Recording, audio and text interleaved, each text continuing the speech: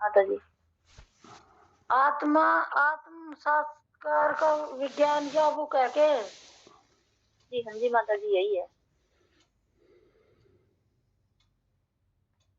तो इसका जो शुरू शुरू से है ना जो प्राप्त कथन हम ये पढ़ेंगे पहले, ठीक है माता जी।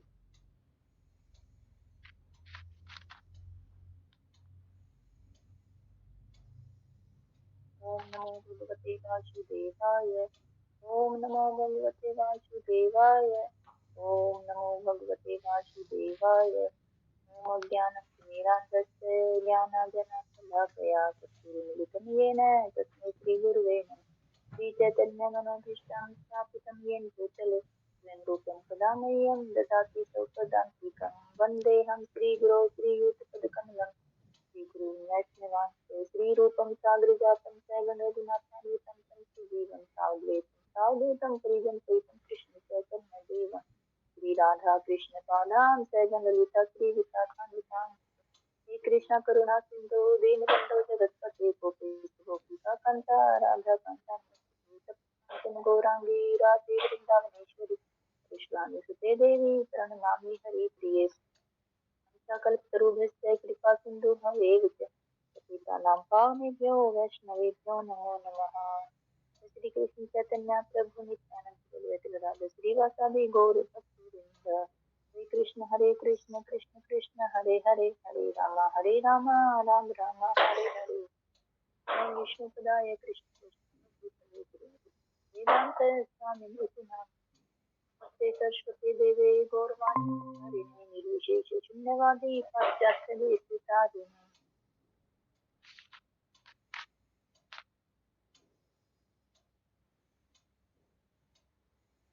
हरे कृष्ण सभी भक्तों के चरणों में कोटि कोटि दंडवत प्रणाम। मुझे आशीर्वाद देना कि मैं कुछ बोलता हूँ।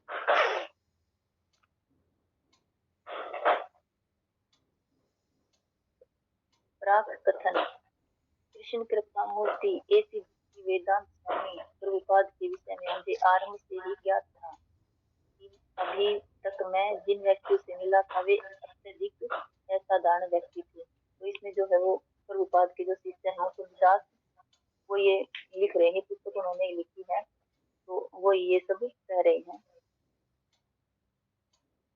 कि वो जो प्रभुपाद से जब मिले थे तो उन्हें पहले से ही ऐसा महसूस हो गया था। हरे कृष्ण माता जी मेरा 16 माला पूरी हुई जगह से प्रपाद की कृपा से आपकी कृपा से माता जी जगन्नाथ बलदेव सुभद्रा नामाचार्य हरदास ठाकुर की कृपा से गुरु महाराज की कृपा से माता जी आपके चरणों कोटि कोटि प्रणाम अपना आशीर्वाद हमेशा बनाए रखना। हरे कृष्ण।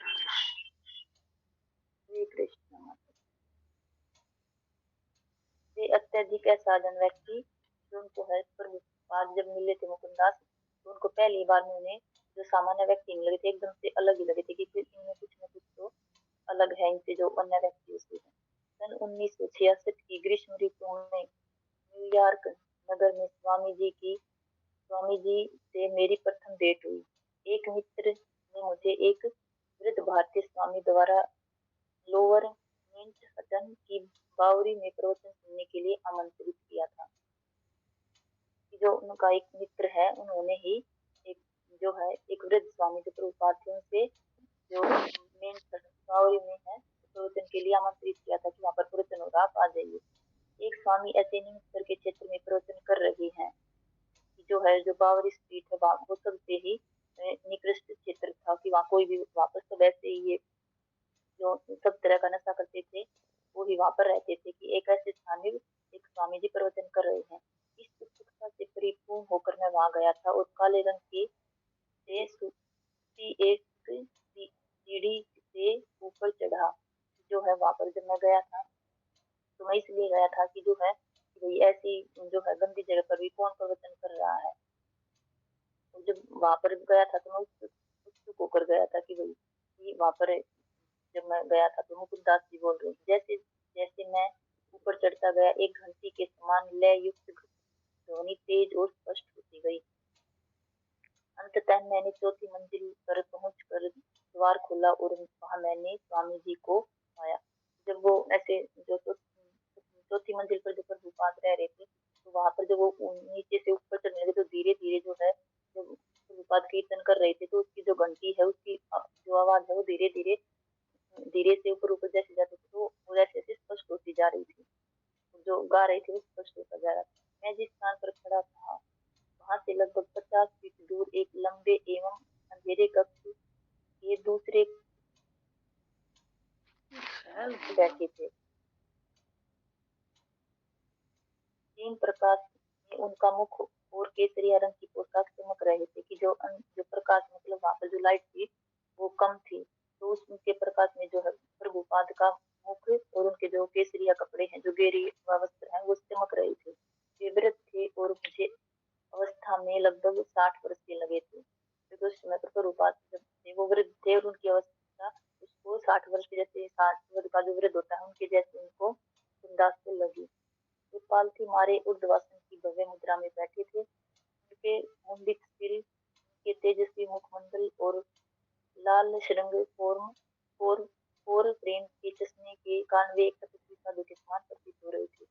जब उन्होंने प्रभुपाद को देखा तो प्रभुपाद ऊर्ध्वासन की मुद्रा में बैठे थे और उनका जो था कि बाल कटे हुए थे एकदम से जैसे हमारे जो है वैष्णव के रहते हैं और उनके मुख में उनके तेजस्वी मुख और जो उनका मुख एकदम से चमक रहा था। वो जो उनका एक वो जो है लाल रंग के चश्मे के कारण वो एकदम से साधु क्योंकि उनके कपड़े भी एकदम से साधु प्रतीत हो रहे थे।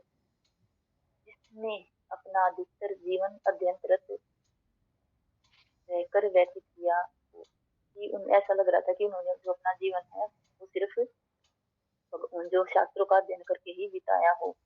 आंखें बंद किए हुए और ढोलक के समान एक यंत्र को बजाते हुए मंद मंद स्वर में वे सरल संस्कृत प्रार्थना कर रहे थे। प्रभुपाद जो आंखें बंद करके और ढोलक के समान जो कोई यंत्र था उसको देखना उसको बजा रहे थे और मंद जो है ज्यादा तेज आवाज में गाकर आराम से धीरे धीरे संस्कृत में जो प्रार्थना है उनको गा रहे थे। श्रोताओं की संख्या कम थी परंतु वे श्रवण और कीर्तन की विधि के अनुसार स्वामी जी के साथ समयांतर से कीर्तन में सम्मिलित हो जाते थे। जो है सुनने वाले थे वो बहुत कम थे और जो सुन रहे थे वो भी जो कीर्तन की विधि के अनुसार स्वामी जी के साथ समयांतर से कीर्तन में सम्मिलित हो जाते थे। जो है उनकी जो कीर्तन उनको अच्छा लगता था इसलिए वो कीर्तन में सम्मिलित हो जाते थे। श्रोतागण करताल बजा रहे थे जिन्होंने मुझे घंटी की ध्वनि का आभास करवाया। तो कुछ है वो जो करताल बजा रहे थे और मंत्र मुग्ध होकर मैं चुपचाप पीछे जाकर बैठ गया और कीर्तन में भाग लेने का प्रयत्न करने लगा और प्रतीक्षा करने लगा। अब जो मुकुटदास वो पीछे जाकर बैठ गया और कीर्तन में भाग लेने का जो कीर्तन को जैसे साथ साथ गाते हैं तो उसकी वो कोशिश करने लगा। कुछ क्षणों के पश्चात स्वामी जी के सामने खुले हुए एक वृत्त संस्कृत ग्रंथ से अंग्रेजी में प्रवचन देना आरंभ किया। कभी कभी वे उस ग्रंथ के उदाहरण देते थे परंतु अधिकांशतः वे अपनी स्मृति के आधार पर बोल रहे थे। जो प्रभुपाद है वो अब उन्होंने एक जो संस्कृत का ग्रंथ या तो भागवतम या भगवत गीता खोल ली उसमें से प्रवचन देना आरंभ किया। लेकिन वे उस ग्रंथ को उदाहरण देते थे परंतु जो है ग्रंथ में से जैसे उसमें से कुछ देख कर बताते थे उदाहरण के तौर पर लेकिन वे अधिकांश है जो वो जो अपनी स्मृति यानी कि उनको तो सब कुछ याद था उन्होंने लिखा था उनको तो ज्ञान था शास्त्र का तो उनसे ही बोल रहे थे। उनकी भाषा की ध्वनि आकर्षक थी और प्रत्येक श्लोक के पश्चात वे अत्यंत सावधानी पूर्वक इस शर्त व्याख्या करते थे।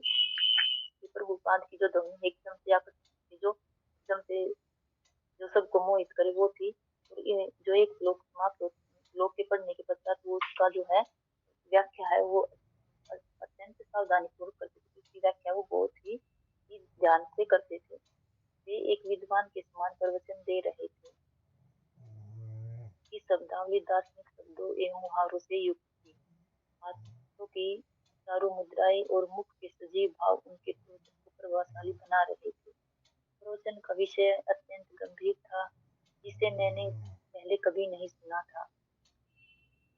जो प्रभुपाद है वो एक विद्वान के समान प्रवचन दे रहे थे और जो उनके शब्द थे वो एक दार्शनिक की तरह और जो है वो मुहावरों से जो प्रभुपाद क्या है जैसे कहावतें बीच बीच में कहावतें बोलते थे वो सब उनसे युक्त था। हाथों की जो सारी मुद्रा से जो उनके है जो प्रवचन वो है जो उनके हाथों की मुद्राएं थी उनको और मुख की सजीव और जो उनका भाव था वो अत्यंत ही जो प्रभुपाद वो सुना रहे थे, तो उनके जो है वो सब उनके उनके प्रवचन को और अधिक प्रभावशाली बना रहा। प्रवचन का विषय अत्यंत गंभीर था, जिससे मैंने पहले जो प्रवचन बात कर रहे थे, तो वो जो विषय था उनका वो अत्यंत गंभीर था, और जो मुकुंदास ने उसे पहले कभी भी नहीं सुना था।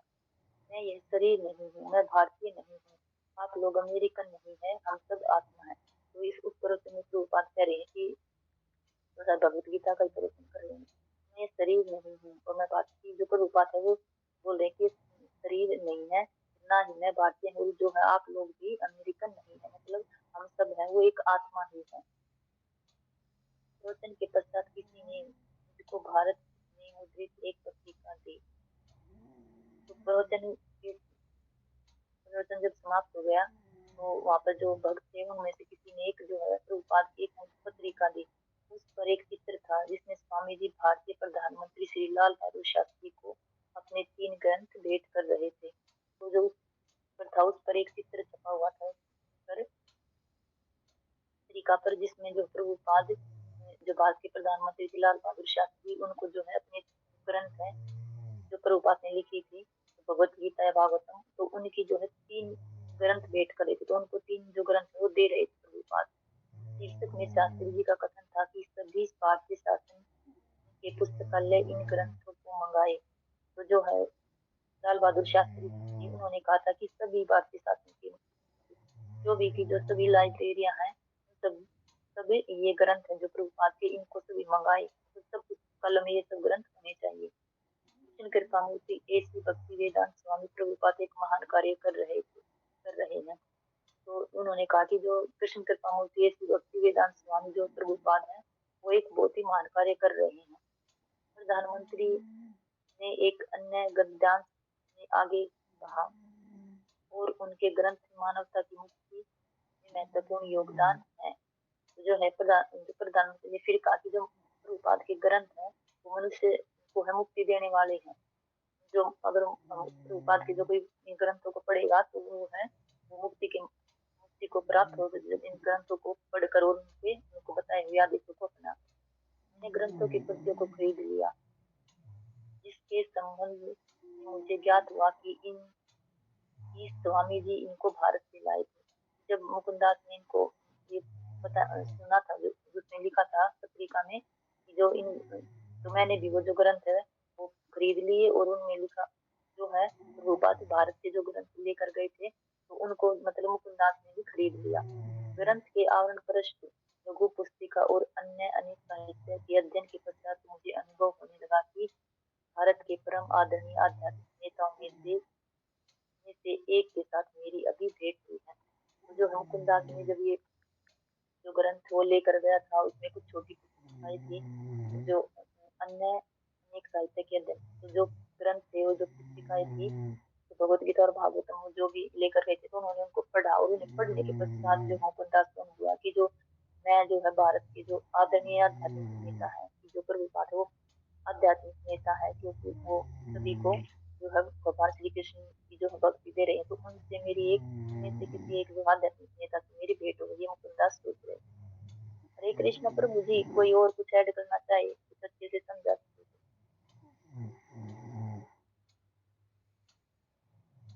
या फिर मैं आगे रेडी। नहीं माता जी, आप सही समझा रहे हो, एक लाइन का सही वो हो रहा है, कुछ समझाने के लिए रह ही ना रहे। मतलब मैं आगे पढ़ती जाऊं, परंतु मैं नहीं समझ सका कि ऐसे विशिष्ट एवं महत्वपूर्ण सज्जन बावरी अमेरिका का झोपड़ी पट्टी क्षेत्र में ही क्यों निवास कर रहे हैं। तो जो मुकुंदास है वो बोले कि मैं ये नहीं समझ पाया कि जो इतने विशिष्ट, जो इतने भाई इतना ज्ञान है उनको, इतने सज्जन इतने अच्छे हैं रूपाल, तो वो एक जो है झोपड़पट्टी वाले जो एक जो है निकृष्ट क्षेत्र है, जो उसमें ही इनके साथ क्यों रह रहे हैं। निश्चय ही वे सुशिक्षित थे और सभी दृष्टिकोणों से किसी कुलीन परिवार भारतीय परिवार में जन्म लिए हुए प्रतीत हो रहे थे। तो जो है वो बोल रहे कि जो प्रभुपाद है वो बहुत ही पढ़े लिखे थे, और वो मतलब किसी भी दृष्टि से ये नहीं लग रहे थे कि भाई ये इनका जो है प्रभुपाद की कुलीन भारतीय परिवार की, उन्होंने भाई किसी ऐसे ही परिवार में जन्म लिया होगा। लेकिन फिर भी वो सोच रहे मुकुंदास कि उन्होंने क्यों ऐसा स्थान ठाकुर में वो रह रही हैं। तब वे इतनी निर्धनता में निवास क्यों कर रहे हैं, किस कारण से वे यहाँ आए थे। इन सब बातों को जानने के लिए कुछ दिनों पश्चात एक दोपहर को मैं उनसे भेंट करने को चला गया। तो मुकुंदास बता रहे हैं कि भाई ये तो मेरे प्रश्न थे कि भाई आप जो इतनी गरीब व्यक्ति के साथ इतनी गरीबी में क्यों जी रहे हैं, आप जो है अमेरिका में किस लिए आए हैं। और जब इन सब बातों का जो है इन सब बातों को जानने के लिए एक दिन दोपहर में जो है वो प्रभुपाद से मिलने के लिए मुकुंदास गए। मेरे आश्चर्य की सीमा न रही कि शील प्रभुपाद जैसा कि बाद में मैं श्री स्वामी जी को संबोधित करने लगा, मेरे साथ चर्चा करने के लिए अधिक व्यस्त नहीं थे। तो जो है वो जब गए तो प्रभुपाद उसमें ज्यादा अधिक व्यस्त नहीं थे, मतलब उनसे बात करने के लिए। वास्तव में मुझे ऐसा प्रतीत हुआ कि मेरे साथ सारे दिन चर्चा करने को तैयार थे। तो जो है उनको मुकुंदास को मतलब ऐसा प्रतीत हुआ कि भाई वो मेरे साथ सारे दिन जैसे मैं बात कर सकते हैं कि भाई मैं अपने जो क्वेश्चन है उनका आंसर वो ले सकता हूँ। उनका व्यवहार अत्यंत स्नेहपूर्ण और मित्रवत था। उन्होंने बताया कि 1969 में वे भारत में उन्होंने संन्यास ग्रहण किया था। तो अभी जो है प्रभुपाद जो मुकुंदास है वो बोले थे कि प्रभुपाद मेरे साथ सारे दिन बातें करने के लिए तैयार थे, उनको ऐसा लगा। और जो प्रभुपाद का व्यवहार था वो अत्यंत स्नेहपूर्ण और मित्र था। वो इतने प्रेम से और इतने जैसे भाई एक मित्र के साथ जैसा व्यवहार मेरे साथ किया। और उन्होंने प्रभुपाद ने बताया कि जो है 1969 में उन्होंने भारत में संन्यास ग्रहण किया है। सन्यासी होने के कारण उन्हें अपनी व्यक्तिगत आवश्यकता के लिए धन साथ में रखने और अथवा धन उपार्जन की अनुमति नहीं। मतलब वो पूछ रहे थे ना कि भाई सोच रहे थे कि भाई क्वेश्चन किया था कि मैं मतलब पूछ रहे मान सकती वो इतनी निर्धनता में क्यों निवास करे, तो उसका आंसर प्रभुपाद ने दिया है। भाई मैंने संन्यास ग्रहण किया था 1969 में भारत में। तो एक सन्यासी जो है वो अपनी जो निजी आवश्यकताएं होती व्यक्तिगत आवश्यकताएं उनके लिए ना धन की नहीं रख सकता एक सन्यासी, वो होना ही उसको उसकी अनुमति है। उन्होंने कई वर्ष पूर्व कलकत्ता विश्वविद्यालय में अपना अध्ययन पूर्ण किया था। तो प्रभुपाद बता रहे कि उन्होंने जो है उनको बता रहे कि मैंने जो बहुत साल पहले ही कलकत्ता में जो विश्वविद्यालय है उसमें अपनी जो पढ़ाई पूरी की थी। उनका एक परिवार भी था। प्राचीन वैदिक संस्कृति के अनुसार शील प्रभुपाद ने अपने ज्येष्ठ पुत्रों पर परिवार एवं उद्योग धंधे के भार को सौंप दिया था। प्रभुपाद बता रहे हैं कि मैं कोलकाता के विश्वविद्यालय में पढ़ाई की थी और भाई मेरा एक परिवार भी था और जो है प्रभुपाद ने क्या की थी वैदिक संस्कृति प्रभुपाद ने अपने जो जो उनका उद्योग था व्यापार था उनको जो बड़े पुत्र था उन पर सौंप दिया था। संन्यास लेने के पश्चात एक पुराने पारिवारिक मित्र के माध्यम से उन्होंने एक भारतीय मालवाहक जलयान इंडिया स्टीम शिप कंपनी का जलदूत पर निःशुल्क यात्रा की व्यवस्था कर ली थी। तो प्रभुपाद है तो उन्होंने क्या किया था, तो बता रहे कि मैं जो है कि मेरा एक पुराना मित्र था तो उनके माध्यम से जो उनको जो ये है मालवाहक जिसमें सामान लेकर जाया जाता है उस जो था जहाज में उन्होंने निःशुल्क, उनके पास पैसे नहीं थे तो उन्होंने निःशुल्क ही जो उसकी व्यवस्था कर ली थी कि वो जो है विदेश में जाए। सितंबर सन 1964 ईस्वी में उन्होंने मुंबई से बोस्टन के लिए जलयान से यात्रा की थी। प्रभुपाद ने 1965 ईस्वी में उन्होंने मुंबई से बोस्टन के लिए जलयान से यात्रा की थी, जो पानी का जहाज था उससे यात्रा की थी। उनके पास केवल $7 के बराबर मूल्य के रुपए थे। तो उसमें प्रभुपाद के पास केवल जो $7 होते हैं उनके ही जितने पैसे थे। ग्रंथों से भरा हुआ एक संदूक और कुछ वस्त्र थे। उनके आध्यात्मिक गुरु शील भक्ति सिद्धांत सरस्वती ठाकुर ने उनको यह भार सौंपा था कि वे भारतीय वैदिक शिक्षाओं का अंग्रेजी भाषी विश्व में प्रचार करें।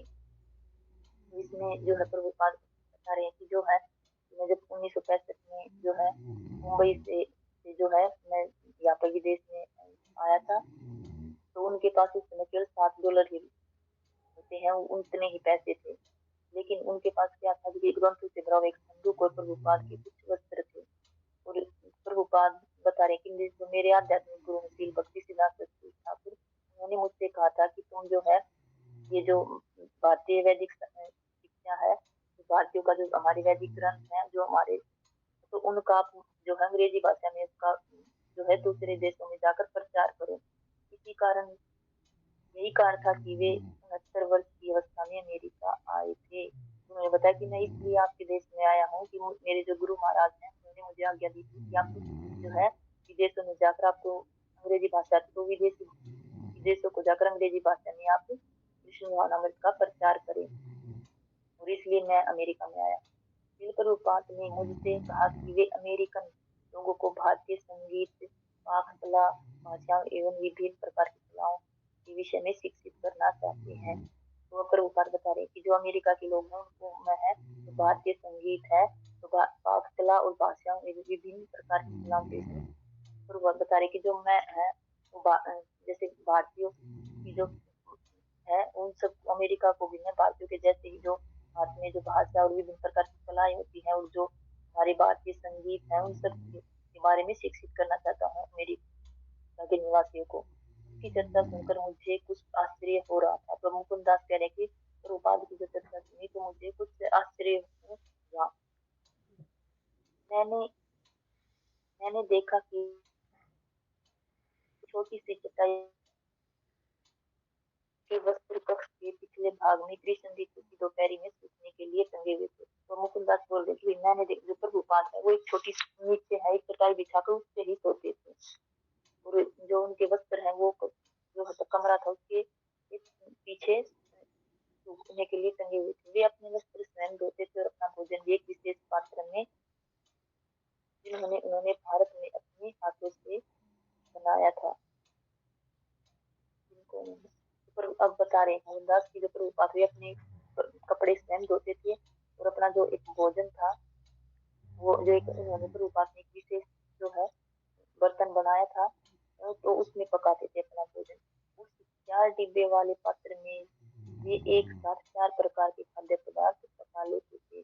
प्रभुपाद है जो एक साथ दिव्य पात्र जैसा था जो उन्होंने बनाया प्रभुपाद तो उसमें वो प्रभुपाद एक साथ में जो 4 प्रकार के हैं वो भोजन बना लेते थे, जैसे दाल चावल और कुछ सब्जी उसमें से अलग अलग उसमें बर्तन रखे 4 प्रकार के 4 बर्तन रखे उसमें अलग अलग प्रकार के जो है वो खाना है वो बना लेते थे। इन प्रभुपाद के पास प्राचीन दिखने वाले पोर्टेबल टाइपराइटर के चारों ओर कक्ष के दूसरे भाग में असंख्य पांडुलिपियों का अंबार लगा हुआ था।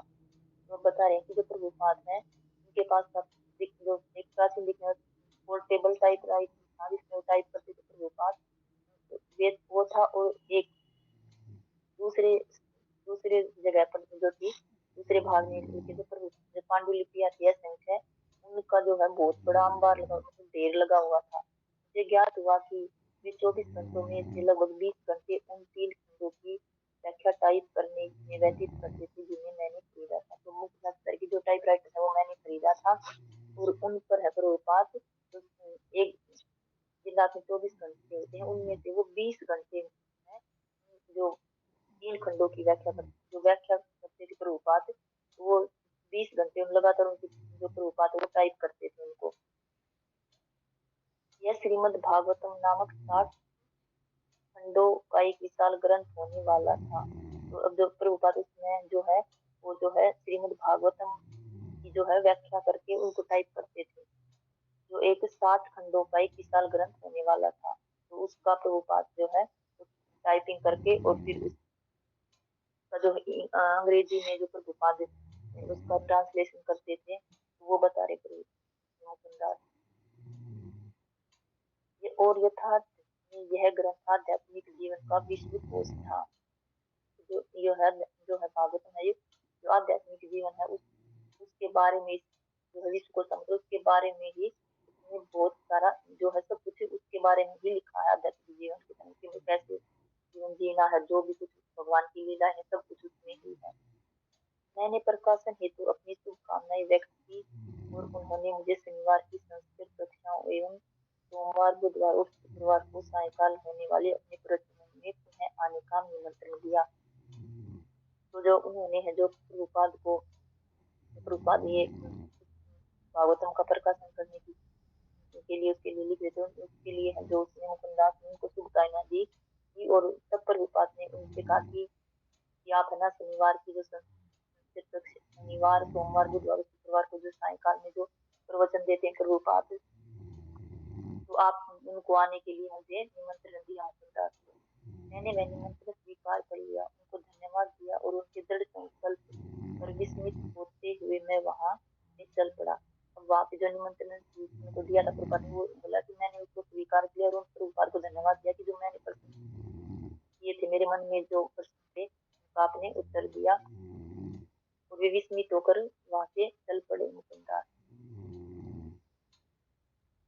कुछ सप्ताह उपरांत जुलाई 1966 में मुझे श्री प्रभुपाद के लिए कुछ अधिक सम्मानित क्षेत्र में आवास ढूंढने में सहायता करने का सौभाग्य प्राप्त हुआ। अब मुकुंदास बोल रहे हैं कि 1966 ईस्वी में मुझे जो प्रभुपाद के लिए जो था वो वहां पर प्रभुपाद रह रहे थे, उससे एक अच्छा स्थान था, जो सामान्य क्षेत्र था, उसमें जो है उनके लिए प्रभुपाद के लिए रहने का स्थान ढूंढने का जो है उनको सौभाग्य मिला।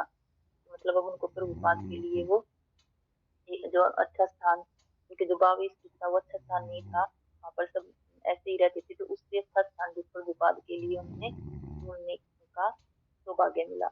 यह निवास स्थान सेकेंड एवेन्यू पर था। कुछ मित्रों ने और मैंने किराए पर एक भूतल कक्ष, स्टोर फ्रंट एवं उसी भवन के एक छोटे दालान के पिछले भाग में दूसरी मंजिल पर स्थित एक और मकान किराए पर ले लिया, जिसमें अब वो बता रहे हैं कि जो सेकेंड एवेन्यू में जो प्रभुपाद के लिए उन्हें एक अच्छी जगह पर जो है एक जो सेकेंड एवेन्यू पर था, उसके कुछ मित्र थे मुकुंदास के, और मुकुंदास ने जो है भूतल कक्ष, स्टोर फ्रंट एवं स्टोर फ्रंट लिया, और उस भवन के ऊपर जो है दूसरी मंजिल पर स्थित एक और मकान किराए पर ले लिया। प्रवचन और कीर्तन निरंतर होते रहे और 2 सप्ताह में ही इस धार्मिक आयोजन की तेजी से वृद्धि हुई। जो है प्रभुपाद जब वहां पर नए घर में आ गए तो प्रवचन और कीर्तन जो करते थे, तो उसमें जो है वो जिस जगह पर आए थे वहाँ जो वो था सम्मानित क्षेत्र था, और अच्छे वहां पर आदमी रहते थे, व्यक्ति रहते, तो उनके जो है जो उसमें है जो प्रभुपाद कीर्तन करते थे, उससे जो है वो और अधिक वृद्धि हुई, जो आयोजन की थी तो उसमें वृद्धि हुई, धार्मिक आयोजनों की तेजी से वृद्धि हुई और बढ़ते के कारण तो जो है वहाँ पर जो प्रभुपाद के प्रवचन को सुनकर जो वहाँ पर जो है जो भक्तों की संख्या अधिक होने लगी, तो प्रभुपाद के प्रवचन को सुनकर और अधिक आने लगे। बढ़ते हुए जन समूह ने उस मकान और स्टोर फ्रंट जो अब एक मंदिर के रूप में ले चुका था, किराए व्यवस्था कर दी थी। उसमें जो है किराए की व्यवस्था कर दी थी, भाई किराया देते थे। अब श्रील प्रभुपाद अपने अनुयायियों को हरे कृष्ण पत्रिकाओं के मुद्रण और वितरण का निर्देश दे रहे थे। अब प्रभुपाद है जो उनके अनुयायी थे, जो उनके भक्त थे, उनको जो हरे कृष्ण पत्रिकाओं के मुद्रण भाई उनका जो है वितरण हो, उसके लिए निर्देश है कि तुम्हें अब जो पुस्तकों का अब उनको वितरित करना, उनको बांटना, ये संदेश है दूसरों को भी देना है। और एक रिकॉर्ड कंपनी के स्वामी ने उन्हें हरे कृष्ण कीर्तन के सांग प्ले रिकॉर्ड का निर्माण करने के लिए आमंत्रित किया था। तो जो रिकॉर्ड कंपनी थी उसके स्वामी ने जो है हरे कृष्ण कीर्तन के सांग प्ले रिकॉर्ड का जो उसका रिकॉर्ड करने के लिए आमंत्रित किया। श्री प्रभुपाद के हरे कृष्ण कीर्तन का रिकॉर्ड बनाया गया। जो प्रभुपाद जो हरे कृष्ण का कीर्तन गाते हैं तो उसका जो है रिकॉर्ड कंपनी के स्वामी ने उसको रिकॉर्ड किया, और अत्यंत लोकप्रिय एवं सफल रिकॉर्ड हुआ। तो जो प्रभुपाद का कीर्तन था वो इतना ही लोकप्रिय हुआ तो वो सफल हुआ, क्योंकि प्रभुपाद का जब कीर्तन सुनते हैं तो उसमें सभी को अत्यंत आनंद और जो है शांति का अनुभव होता है। तो इसलिए वही बता रहे कि इससे जो प्रभुपाद का जो कीर्तन था वो बहुत ज्यादा सफल हुआ, जो रिकॉर्डिंग थी कीर्तन की। अपने नवीन शील प्रभुपाद कीर्तन, वैदिक दर्शन, संगीत, जप के द्वारा ललित कलाएं एवं भोजन बनाने की शिक्षा दे रहे थे।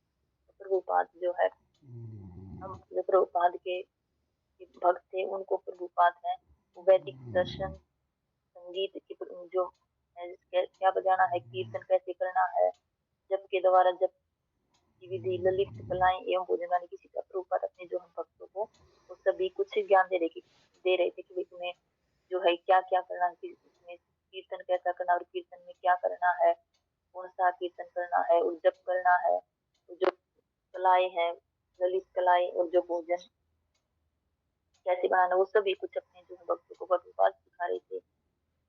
सर्वप्रथम श्री प्रभुपाद ने स्वयं भोजन पकाया और उन्हें सदा ही अपने उदाहरण द्वारा शिक्षा दी है। प्रभुपाद जो है सबसे पहले प्रभुपाद ने भोजन पकाया तो उनको बताया कि भाई भोजन ऐसे बनता है जो मतलब बिना प्याज लहसुन का जो सात्विक भोजन वो उन्होंने बना के दिखाया, क्योंकि उनको तो ये सब पता नहीं था कि कैसे बनाते हैं। तो प्रभुपाद ने उन्होंने खुद करके दिखाया कि भाई मैं देखो मैंने ऐसे भोजन है तो तुम भी ऐसे ही बनाओ। वो प्रभुपाद सदा ही प्रभुपाद जो है वो ऐसे ही नहीं करते, वो पहले करके दिखाते कि ऐसा करना कि भाई मैं भी ऐसा करता हूँ तुम भी ऐसा करो। फलस्वरूप मैंने अपने जीवन में सर्वश्रेष्ठ शाकाहारी भोजन का आस्वादन किया। तो मुकुंदास कह रहे हैं कि जो मैंने है अपने जीवन में जो सबसे श्रेष्ठ सबसे अच्छा शाकाहारी भोजन था उसका स्वाद आस्वादन किया, कि उनको जो है स्वाद जो मैंने कभी भी ऐसा भोजन नहीं किया था तो शुद्ध शाकाहारी। श्रील प्रभुपाद स्वयं ही उसका वितरण करते थे और प्रभुपाद जो है स्वयं ही भोजन बनाते और उसका वितरण भी उनको जो भक्तों में बांटते भी स्वयं ही थे। भोजन में प्राय चावल सब्जी रोटी एवं दाल सम्मिलित होते थे। भोजन में मसाला डालने पकाने के माध्यम का तथा पकाते समय ताप का ध्यान रखना एवं अन्य दूसरी सावधानियों के फलस्वरूप भोजन में ऐसा स्वाद प्राप्त होता है जैसा मुझे पूर्व में कभी भी नहीं हुआ था। तो अब इसमें वो मुकुंदास बता रहे हैं कि जो प्रभुपाद जब भोजन बनाते थे इसमें मसाले कब डालने हैं और जो है वो घी में बनाते थे प्रभुपाद। और जो है कि जैसे समाज पर कोई भोजन कम आंच पर पकता है कोई तेज पर, तो उसका है वो जो भोजन वो जो भी और चीजें उनका पूरा ध्यान रखते थे भोजन बनाते, ऐसा नहीं कि जल्दी जल्दी से बना दो फिर लोग बन गया। प्रभुपाद जो है उसका अच्छे से कि भाई क्योंकि प्रभुपाद भगवान का भोग लगाते थे तो वो इसको भी कितने अच्छे से उसको बनाया जाए सब चीजें भाई एकदम से भगवान को तो उसको है प्रसाद को पाते ही भगवान को प्रसन्नता महसूस हुई। तो उसके लिए प्रभुपाद जो वो भोजन बनाते समय इतना ध्यान रखते थे कि जो है भाई भोजन जो है वो स्वादिष्ट होना चाहिए। ऐसा मुझे पूर्व में कभी नहीं, तो जो मुकुंदास बोले कि मुझे ऐसा कभी अनुभव नहीं कितना स्वादिष्ट भोजन होगा। इस प्रसाद भगवान की दया के संबंध में सभी लोग मुझसे पूर्ण रूपेण सहमत थे और जो और अन्य थे वो सभी भी इस बात से सहमत थे कि इतना अच्छा भोजन जो है वो ये उन्होंने पहले कभी नहीं किया। एक शांति सेना का कार्यकर्ता जो चीनी भाषा का विद्वान भी था, श्रील प्रभुपाद ने प्राचीन भारतीय शैली में चित्रकारी सीख रहा था और उसके कुछ नए चित्रों की गुणवत्ता देखकर मैं विस्मित वो भी सुनता रहे कि जो एक शांति सेना का कार्यकर्ता था जो जो चीनी भाषा को जानता था उसका विद्वान था, तो बोल रहा है कि वो जो है वो प्रभुपाद से जो भारतीयों की जो शैली की चित्रकारी है कि कोई जैसे हमारे मंदिरों में भी अलग अलग चित्रकारी होती है और तो वो सब है वो प्रभुपाद से सीख रहा था जो चीनी भाषा को जानता था जो शांति सेना का कार्यकर्ता था और कुछ नए चित्र की गुणवत्ता और जो कुछ नए चित्र बना रहा था इतनी अच्छा गुण इतनी अच्छी तरीके से बना रहा था तो उनको देखकर वो मुकुंदास विस्मित हो गए कि वो आश्चर्यचकित अपने दार्शनिक वाद विवाद के अंतरक में श्रील प्रभुपाद अपराजित रहते तथा थकान का अनुभव नहीं करते थे। तो प्रभुपाद से अगर कोई भी बारे में जैसे प्रभुपाद से वाद विवाद करते इसी तरह करते कि कोई कुछ क्वेश्चन पूछता और कुछ ऐसे थे जो कोई वैसे भी क्वेश्चन पूछते कि जानबूझ कर भाई इनको उनका आंसर ना मिले, प्रभुपाद जो है उन सब का जो है आंसर अच्छे से देते थे। उनसे कभी मतलब प्रभुपाद हारे नहीं अपराजित अपराजित रहते, मतलब उनको उनके जो है क्वेश्चन आंसर इतने अच्छे से देते थे कि सामने वाला भी संतुष्ट हो जाता। और प्रभुपाद जो है वो थकान का किसी ऐसा नहीं कि भाई वो प्रश्नों का उत्तर देते देते थक जाए कि बस मैं बोर नहीं। प्रभुपाद वो इन सब के भगवान के बारे में उनकी जो है जो आते थे उनसे क्वेश्चन पूछते उनका आंसर देने में आनंद अनुभव होता था। वे अपने अनुवाद कार्य को रोक करके भी 8-8 घंटे तक चर्चा किया करते थे। कभी कभी 7 व 8 व्यक्ति छोटे से भली भांति की कक्ष में सार्थक तथा भर जाते थे जहाँ वे कार्य करते थे। तो इसमें बता रहे हैं कि जो अनुवाद कार्य को रोक करके प्रभुपाद जो है ऐसा नहीं कि भाई वो अपना कार्य करते नहीं, प्रभुपाद जो अगर उनसे कोई कुछ भी प्रश्न पूछता किसी भी विषय में अगर तो वो उनका जो है अपने जो अनुवाद प्रभुपाद लिखते थे उसको रोक कर लगातार 8-8 घंटे तक उनसे बात करते उनसे चर्चा करते। और जो प्रभुपाद का एक छोटा सा कमरा था उसमें 7 या 8 व्यक्ति थे वो उसमें बैठे रहते और कभी-कभी तो इतना अधिक भर जाता था, वो अत्यधिक भर जाता था। जहाँ पर वे कार्य करते थे, जब भोजन ग्रहण करते थे और 2 इंच मोटी मोम की गद्दी पर शयन करते थे। प्रभुपाद जो है भोजन को अपने कमरे में भोजन करते थे और 2 इंच मोटी जो थी गद्दी थी मोम की, उस पर प्रभुपाद सोते थे। फिर प्रभुपाद निरंतर ही सादा जीवन उच्च विचार पर बल देते थे। प्रभुपाद हमेशा यही कहते थे कि जो है सादा जीवन उच्च विचार, कि हमें जीवन जो है वो बिल्कुल सादे तरीके से जीना है और हमारे जो विचार है वो बहुत ही उच्च होने चाहिए। मतलब हमें अपने जो है वह पहनावे पर भी ध्यान देना है कि एकदम से अच्छे कपड़े पहने हो लेकिन बिल्कुल सिंपल हो, ऐसे ऊट-पटांग कपड़े नहीं पहनने चाहिए और हमारे जो है जो है विचार भी हमारे ही शुद्ध होने चाहिए। इस पर प्रभुपाद अत्यधिक बल देते थे और इस संबंध में वे अपना स्वयं का उदाहरण प्रस्तुत करते थे। और जो इस बारे में प्रभुपाद वो अपना स्वयं का उदाहरण देते थे कि भई मैं हूँ। प्रभुपाद दूसरे देश में भी गए तो वहाँ पर जाकर भी प्रभुपाद ने है जो उनके जो है पहनावे को नहीं अपनाया, सिर्फ प्रभुपाद अपना जो भारतीय पहनावा था, धोती कुर्ता वो ही पहनते थे। तो इसमें प्रभुपाद अपना उदाहरण देकर बोलते हैं कि हमें जो है सिर्फ अपना पहनावा और उच्च विचार ही रखने चाहिए। सादा जीवन उच्च विचार। उन्हें समझाया कि आध्यात्मिक जीवन एक विज्ञान है, इसे तर्क देकर प्रमाणित किया जा सकता है। इसमें प्रभुपाद बता रहे कि जो आध्यात्मिक जीवन है कि जो भगवान की भक्ति करते हैं ये जीवन जो है ये एक विज्ञान है, ऐसा नहीं कि ऐसे ही है। उसके करने के पीछे कुछ कारण है जिसके कारण जिसको है तर्क देकर प्रभुपाद प्रमाणित किया जा सकता है। इसको है जो तर्क देकर प्रमाणित किया जा सकता है इस आध्यात्मिक जीवन को। यह केवल भावुकता या अंधविश्वास पर आधारित नहीं है। जो है ये आध्यात्मिक जीवन है जो जो जो, ये- जो एक भक्त का जीवन है वो सिर्फ ये नहीं कि भावुकता या अंधविश्वास भी किसी ने कह दिया उस पर हम आंखें बंद करके विश्वास कर ले, नहीं, ये तो एक विज्ञान है। श्रील प्रभुपाद ने एक मासिक पत्रिका का आरंभ किया और 1966 की शरद ऋतु में समाचार पत्र एक अनुकूल चित्र कथा प्रकाशित की। तो जो प्रभुपाद ने है वो एक मासिक पत्रिका आरंभ की और जो 1966 में जो है न्यूयॉर्क का जो टाइम्स नामक जो एक समाचार पत्र था उसमें प्रभुपाद और उनके जो अनुयायी जो प्रभुपाद के शिष्य थे उनके विषय में जो है अनुकूल चित्रकथा जो उनके बारे में जो कि अच्छी जो है कि ये बहुत अच्छे हैं और ये अच्छा कार्य कर रहे हैं अपने भक्ति में लगाकर, तो उसके जो बारे में एक चित्रकथा जो है प्रकाशित एक कथा प्रकाशित की। प्रभुपाद और उनके शिष्य के बारे में उन्होंने कुछ समाचार पत्र में लिखा। कुछ समय पश्चात ही टेलीविजन का एक दल आया और उन्होंने एक रूपक समाचार कथा का निर्माण किया। तो अब जो उसमें जो है समाचार पत्र वालों ने जब प्रभुपाद और उनके शिष्य के बारे में लिखा तो अब जो एक है टेलीविजन का एक दल था वो प्रभुपाद के पास आया और उन्होंने भी एक रूपक समाचार कथा का निर्माण किया। तो उन्होंने भी जो है प्रभुपाद को टीवी चैनल पर वेजो का जो टीवी चैनल है उसमें प्रभुपाद उनके शिष्य के बारे में कुछ पूछा, कुछ वो सब उन्होंने उसमें रिकॉर्ड किया और टेलीविजन पर दिखाया। इन प्रभुपाद उत्साहपूर्ण प्रेरणा देने वाले थे। श्री प्रभुपाद जो है उत्साहपूर्ण प्रेरणा देने वाले व्यक्ति थे। प्रभुपाद है सबको उत्साहित करते थे, उनको प्रेरणा देते थे। चाहे योग हो, कीर्तन द्वारा लाभ उठाने की मेरी व्यक्तिगत इच्छा नहीं हो, वसील प्रभुपाद के प्रति मेरा आरंभिक आकर्षण हो। मुझे यह ज्ञात था कि मैं प्रति का पग पग पर अनुसरण करना चाहता हूँ। तो मुकुंदास कह रहे हैं कि चाहे वो योग करने की विधि हो या भी कीर्तन के द्वारा लाभ उठाने की, चाहे वो मेरी व्यक्तिगत इच्छा रही हो या प्रभुपाद जो है प्रभुपाद के प्रति मेरा जो है का शुरू में ही जब वो प्रभुपाद से आए निकले थे तो उनका जो है एकदम से प्रभुपाद को देखकर वो तो उनसे आकर्षण महसूस उनको जो है उनसे आकर्षण महसूस हुई कि भाई वो उनको प्रभुपाद जो है अच्छे लगे थे मुकुंदास। और जो मुकुंदास को बता रहे कि उनका जो प्रगति जो प्रभुपाद थे कृष्ण भावनामृत में जो प्रगति कर रहे थे जो लिख रहे थे अपने ग्रंथ और जो उनको वितरित कर रहे थे बोले कि उनका जो ये था प्रगति थी प्रभुपाद की जो मैं उनका अनुसरण करना चाहता था।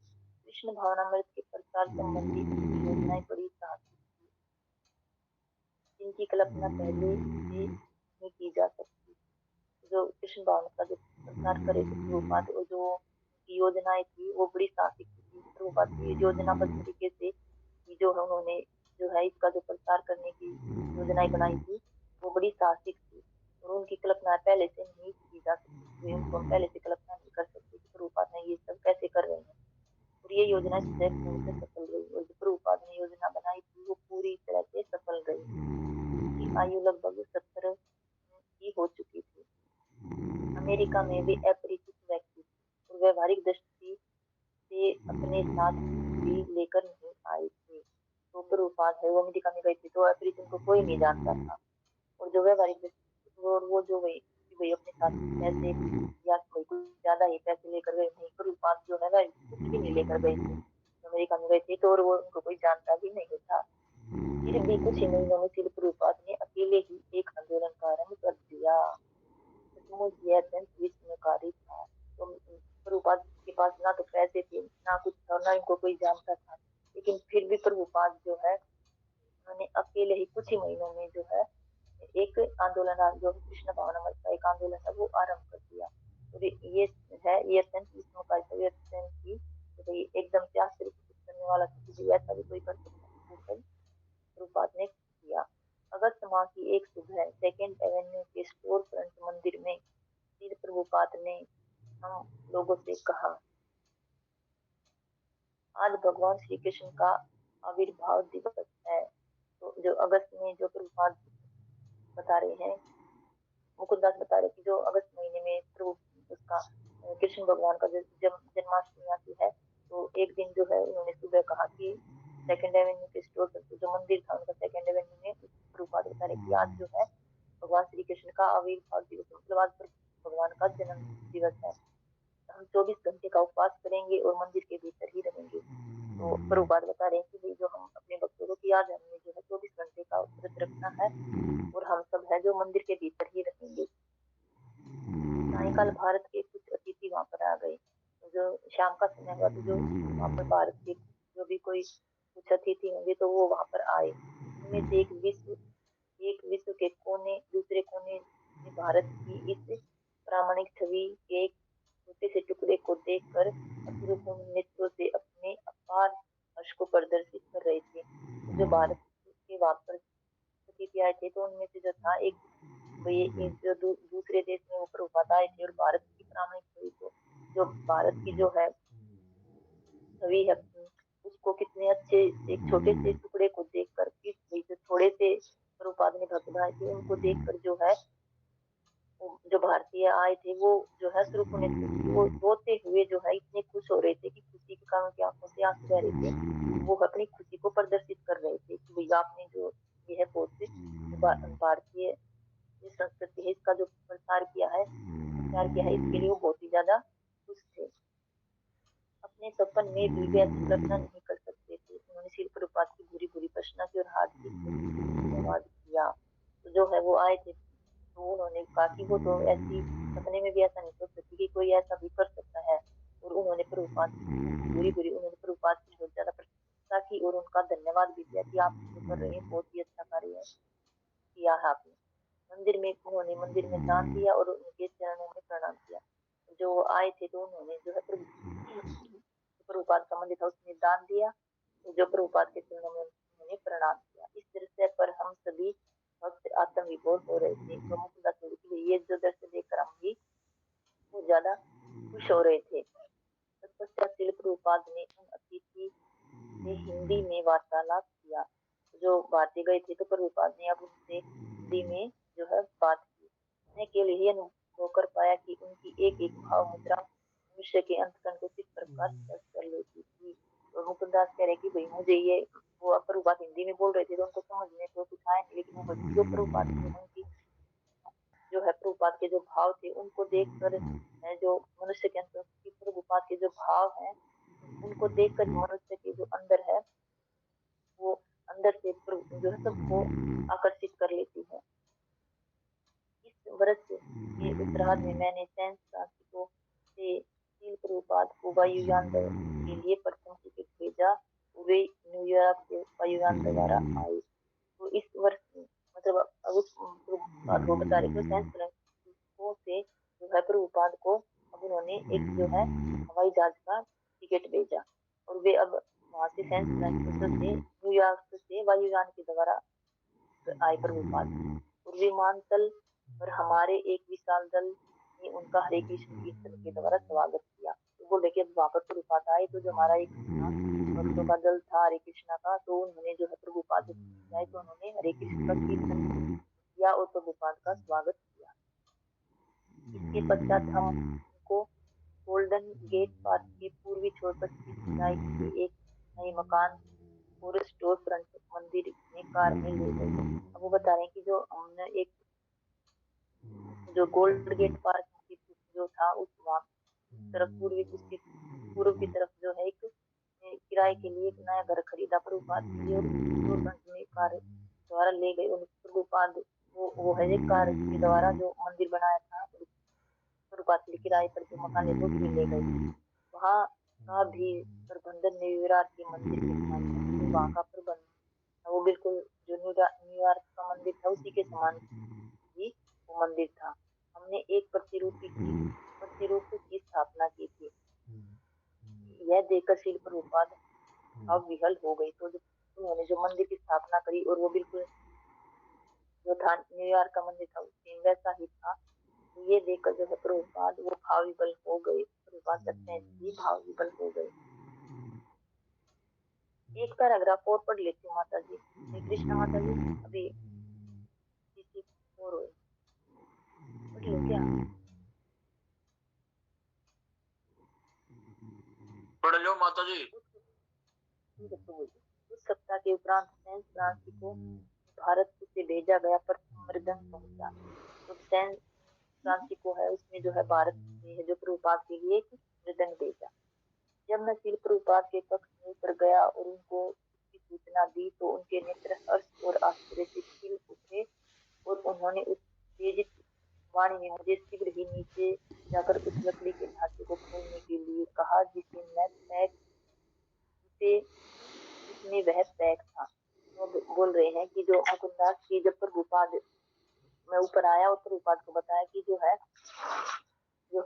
भारत से उनको जो है एक मृदंग भेजा है। तो ये सुनकर प्रभुपाद अत्यंत हर्ष हुए और जो उनका चेहरा है वो एकदम से खिल उठा और उन्होंने उत्तेजित वाणी में उन्हें प्रभुपाद ने उत्तेजना से भरकर कहा कि जल्दी जाओ और वो जो है उसे खोलने के लिए कहा कि जो जो उसमें पैक होकर आया था तो जल्दी से जाकर खोलो। मैं लिफ्ट द्वारा भूमि तल पर पहुंचा और मुख्य द्वार की ओर जा ही रहा था कि शिल प्रभुपाद प्रकट हो गए। कि मैं लिफ्ट के द्वारा जो है नीचे भूमि पर जो नीचे बिल्कुल नीचे आए लिफ्ट में से बोला कि जब मैं मुख्य द्वार की ओर जा ही रहा था तो देखा कि अचानक से प्रभुपाद प्रकट हो गए। प्रभुपाद भी वहां पर आ गए। मर्दन को देखने के इतने उत्सुक थे कि सीढ़ियों से ही नीचे आए और लिफ्ट को पराजित कर दिया। तो इसमें बता रहे कि प्रभुपाद कितने खुश थे कितने वो थे कि मैं तो मतलब लिफ्ट के द्वारा नीचे आया लेकिन मैं जैसे ही नीचे पहुंचा तो उससे पहले ही प्रभुपाद सीढ़ियों के द्वारा नीचे आ गए थे। प्रभुपाद इतनी जल्दी जल्दी को जो है मर्दन देखने की इतनी लालसा थी कि वो एकदम से लिफ्ट को भी उन्होंने फेल कर दिया। इतनी जल्दी नीचे उतर कर आ गए। शिल प्रभुपाद ने हम लोगों को लकड़ी के उस ढांचे को खोलने के लिए कहा। शिल प्रभुपाद ने है जो लकड़ी का ढांचा था जिसे वो बॉक्स में बना था उसको खोलने के लिए कहा और अपनी पहनी हुई केसरी रंग के कपड़ों में से एक टुकड़ा फाड़ कर मृदंग के ऊपर बांध दिया। तो बता रहे हैं कि प्रभुपाद ने उसको खोलने के लिए उन्होंने खोला तो उन्होंने प्रभुपाद ने जो है अपना जो कपड़े पहने हुए थे उसमें से एक टुकड़ा फाड़ दिया और मृदंग के ऊपर बांध दिया।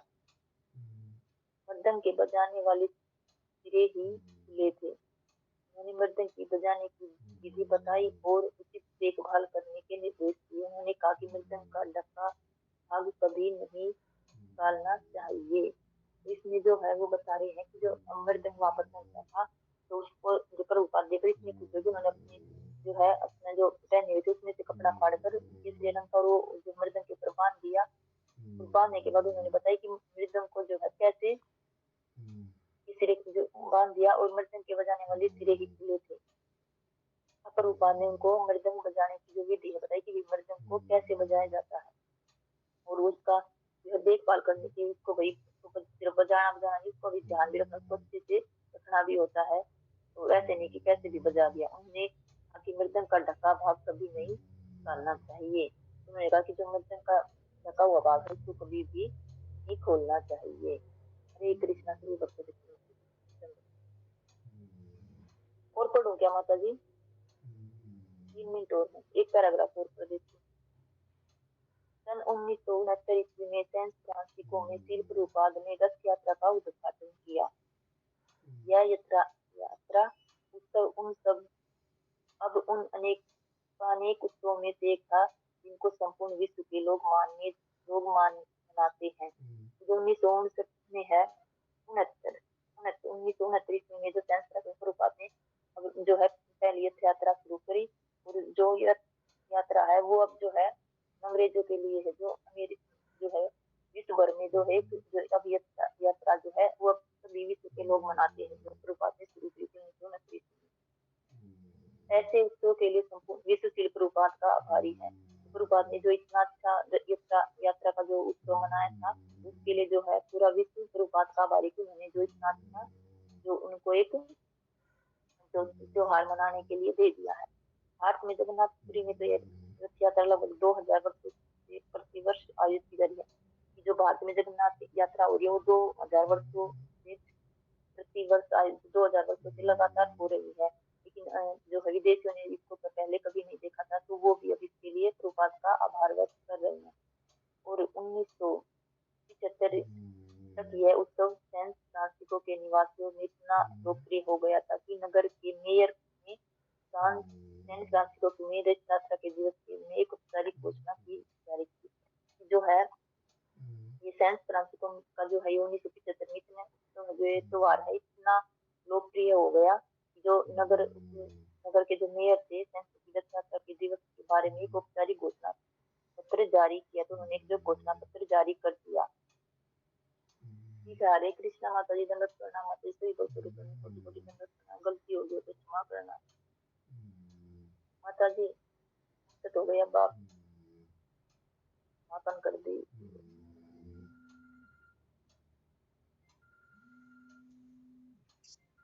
हरे कृष्णा पढ़ना जोर से बोल। करता है ना। हाँ कैसा वांछा करो तस्य नाम पावने जो ठाकुर की जय। सुबह से ठीक है। हरे कृष्ण।